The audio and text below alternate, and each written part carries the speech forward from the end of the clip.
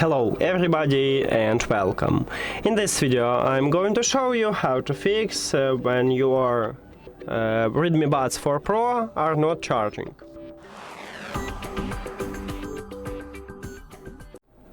So firstly you need to remove foil from charging contacts. At the bottom of each earbud we have charging contacts, and make sure that you haven't foil here and also inside the charging case.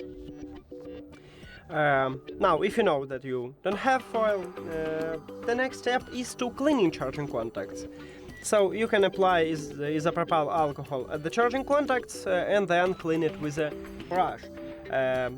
If you don't have a cleaning tool, you can use a toothbrush, and if you don't know how to clean them, at this channel we have a video about it, so you can check it.